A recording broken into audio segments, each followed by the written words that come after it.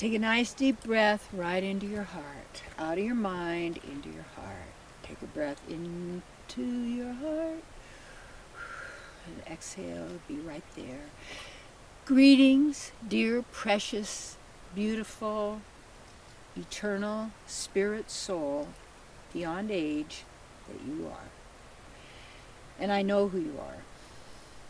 A lot of people don't want to know who they are. They'll fight you, you know. They got to argue for their limitations all the time. Got to police themselves and torture themselves with their programs and their scripts that they're following, you see. Take a nice deep breath. You don't have to be less for someone else to be more. My topic. You don't have to be less for someone to be more. No. I tell you, the other day I had such, because I've been looking and obviously working and digging out all the old lies that are programmed in there that we believe are true, just made of words that all have a number value, and collection of letters that have a meaning, and then a sentence, you know, the programming device is really wild. And it's all set up to make you suffer, basically. It's all based on fear, lack, limitation, scarcity, okay? And birth and death, that this is who you are.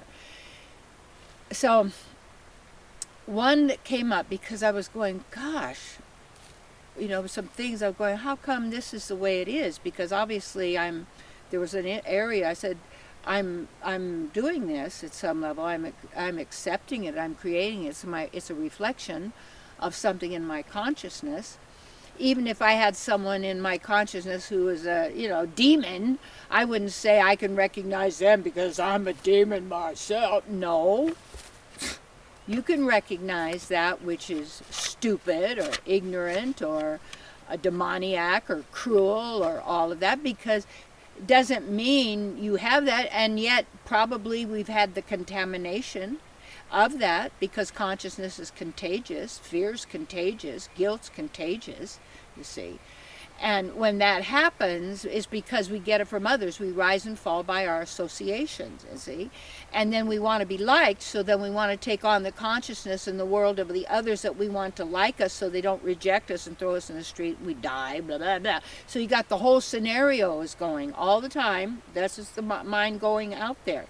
And what happens is, so I said, what is that? And what came to me, and I had been out of my consciousness for whatever, my sisters saying, it's not fair that Terry Nan gets it. It's not fair that Terry Nan gets to go there.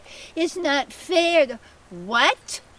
And you know how that was so there that I even had people that knew me that would envy what I was doing and actually basically hate me because I was doing something they wanted to do. Really? Go do it yourself. I'm empowering you to do it. I'm glad you're doing it. I don't live in that realm. I'm a divine being, just like you. I'm not playing competition. There's no competition. There's no, it's always your own consciousness, you see.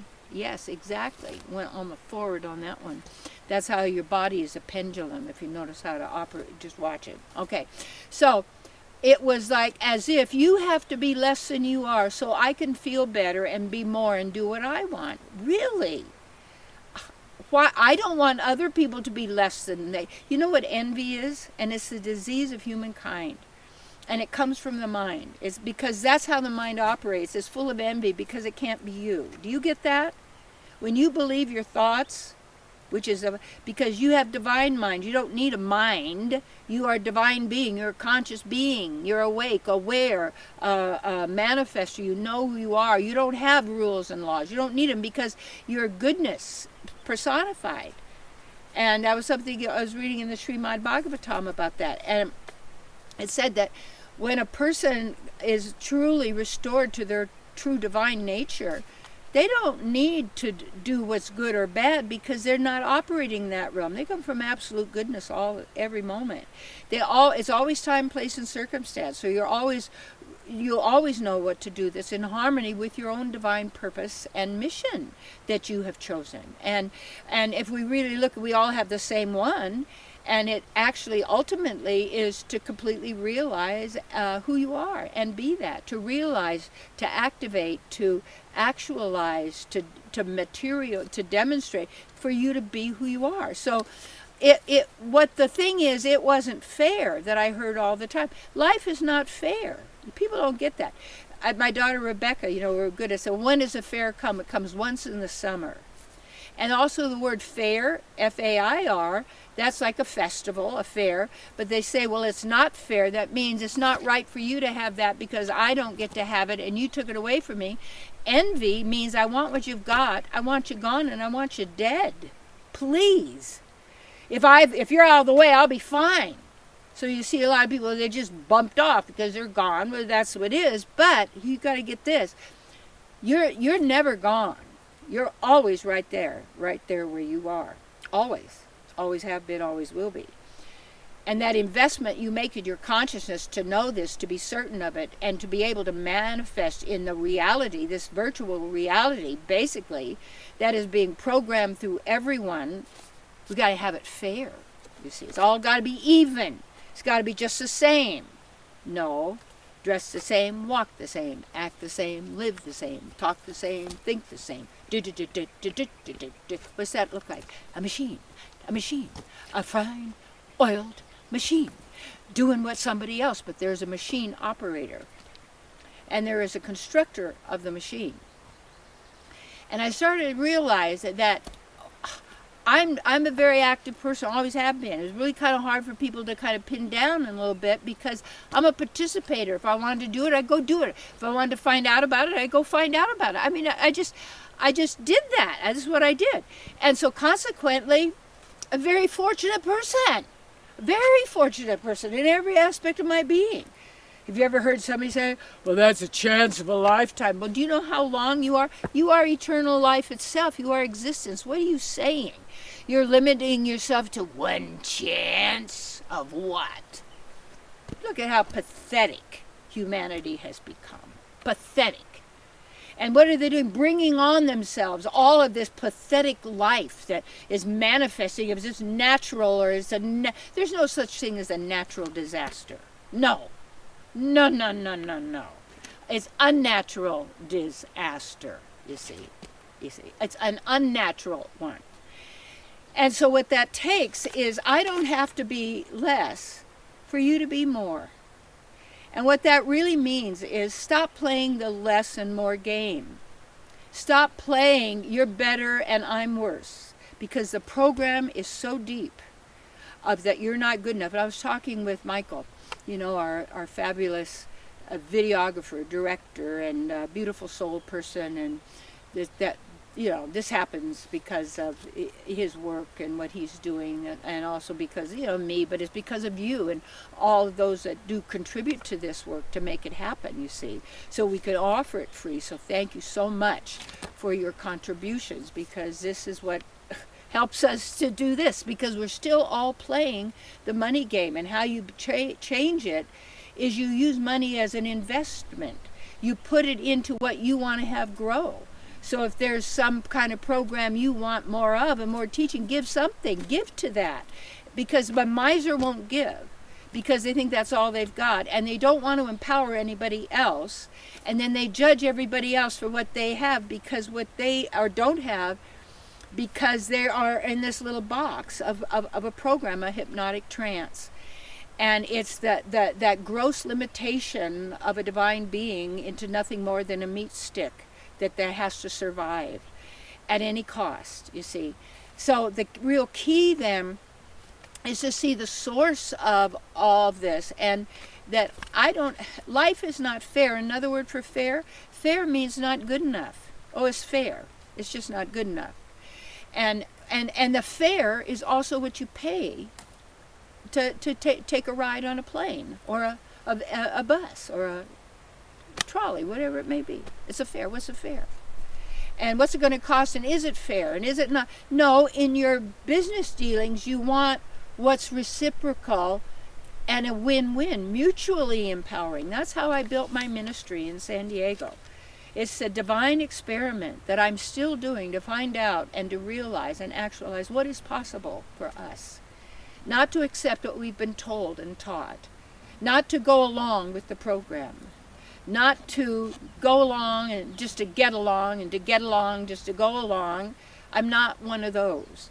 And so I'm always out on the edge at some level of where between truth and, I mean, is it too far out? I've even had people, you can't talk, you're too far out. Well, you don't have to believe anything I'm saying. Test it, find out. You know, it's just, what is that? Is that possible? Instead of, clamp down, that's not me. You know, what are you protecting? See, people are protecting their belief system. What is it, a belief system? People are protecting the way they did something, or they learned, or they did, but is it really working for you? So anyway, I realized, you know, and the whole time that I did that, like in relationship, you can't be all you are because the other person doesn't like that. They feel threatened. They can't handle that, you know. They got to tell you all the time what they do for you, but they never tell you, you know, they never tell you what you do for them because they don't get it. Because it's all about that other thing, and it's a game, you see. And then you shut down, and then you play the game so that you're liked, so that you're part of it. And one day you get tired and you say, well, I'm going to be mean. And it's like, you go, where'd you go? You changed. You weren't who I thought you were. No, because you were who you thought you are, trying to make that person think that's who you are when it wasn't. And then I'll be less. And then it says, that word blessed, people are going to be real upset. Bless you. Don't you bless me. How dare you? Oh, well, it's my, well, yes, it's your intention, perhaps, but what are you saying? Say, be more you. When someone sneezes, don't say, be less you. That's why I don't say hello when we start, because I'm not telling you to go to low hell. You say, well, you're a fanatic. Well, really? Well, what are you? You got your head down in the sand and have no idea what's going on or how you're manifesting or how this operates or who you are or what's possible? Woo-hoo! Please. So this thing, I realized my sisters, and it was like, see, we each have our own consciousness, so we're going to manifest. It doesn't matter if you're in the same family. We're just a bunch of people got together because you got some stuff, or maybe you're in the pod that keeps showing up together lifetime after lifetime. Then you go into the astral plane, you hang out there, you think you're in heaven, and they talk you, and they give you, you get to review your life and over horrible things. Now you got to make amends. You got to go back. You got to play the game. What have you been doing to yourself with monotonous regularity? Well, because it's written. Really? What does Yeshua say? What do the greats say? You don't live by the letter. It's written down by humans, by men, by people, women, whoever it is. And because then you got to stick to that, because and they could change it because it's written down. All of it. Well, it doesn't change. Well, really? Are you dum-dum? I know. And what happens is when you have blind faith in whatever you're being told, but you don't do your own work, you're never empowered. And to me, the teachings of our greatest teachers and avatars and sent by the divine to help us are to show us who we are and what we can do. Not that someone else is special and different. They're to lord it over everybody, dress all up in their jewels with the gold toilet and parade around in the big machine. They got badges all over, blah, blah. It's just pathetic, you know. It shows how insecure and terrified they are. It's just so sad for them. But you know what? Forget them. You restore your soul, and then you take a look at where you've given your power away, or where you've tried to stop others from being who they are, so you can be more, and then you make yourself less because people are so envious and jealous of what you're manifesting. You know what you say? If someone's doing what you like, say, that's for me. Thanks for reminding me of what's possible for me.